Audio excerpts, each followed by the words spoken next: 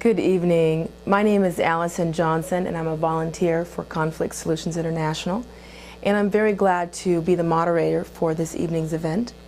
We are very pleased to have a representative from the National League of Democracy of Burma here with us to discuss the situation in Burma, giving us a history as well as a context for the current turmoil and challenges for the Burmese people today in 2007.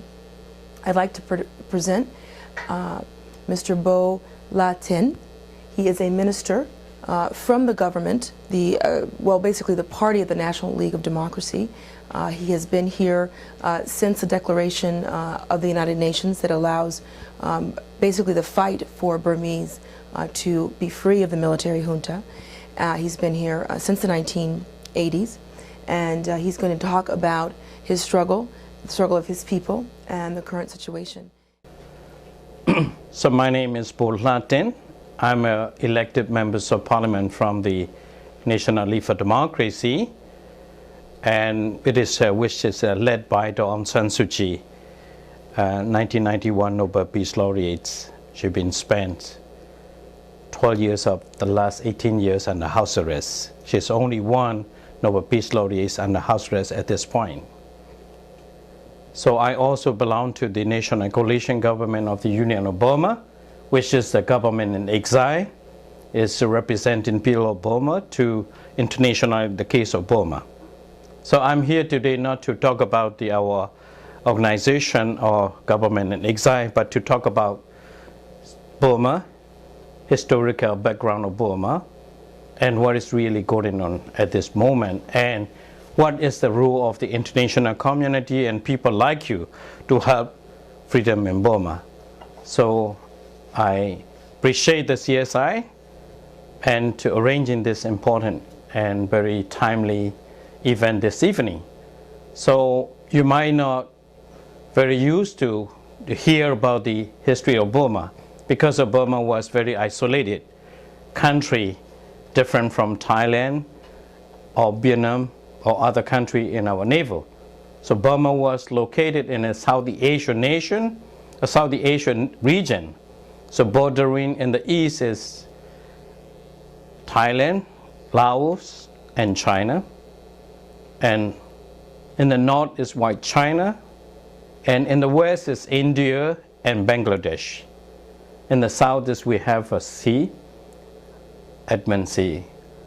So Burma was the name given by the British colonial rulers. It was ruled Burma since 1885 to 1948. Or before 1948, there was a lot of liberation movement by the Burmese, and one of the most outstanding and famous leader at the time was Aung San. His young military general is the father of Aung San Suu Kyi, now our leader in 1991, Peace Laureate as well. He was a very outstanding Burman nationalist who led the Burmese liberation movement before 1948.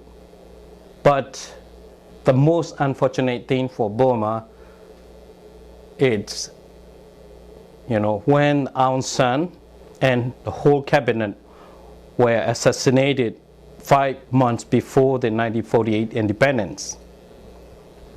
The whole cabinet, including himself, were assassinated. So in 1947, July 19, since that time, Burma was faced with the leadership vacuum.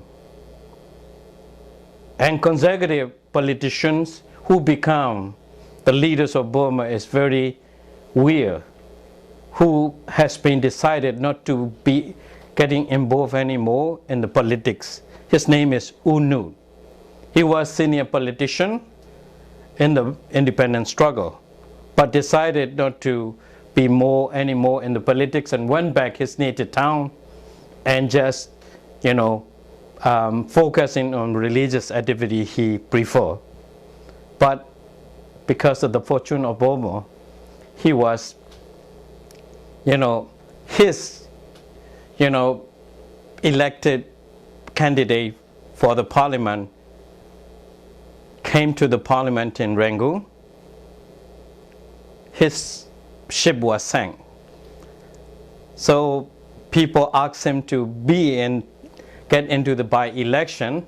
So U Nu, unfortunately or fortunately, he became the elected candidate to the Burma parliament. Not only that, later he became the elected prime minister for Burma. What I'm trying to say is the one who doesn't want to, be involved in the politics become the first elected prime minister of Burma after 1948 independence. Along with independence, because Aung San is the one who trusted by the all ethnic group, but he was assassinated, and conservative leadership was very religious, but in terms of politically, he is not very convincing or trusted by the ethnic tribes or ethnic nationalities. Burma faced with the problematic situation since along with the independence. So constitutionally, there was a lot of differences and dissatisfaction by the ethnic nationalities along with the independence, even though Burma was introduced parliamentary democracy after independence. But along with the independence, all these ethnic nationality who dissatisfied with the performance of the government following up the constitutional agreement prior to the independence. So Burma faced a lot of difficulties since its independence.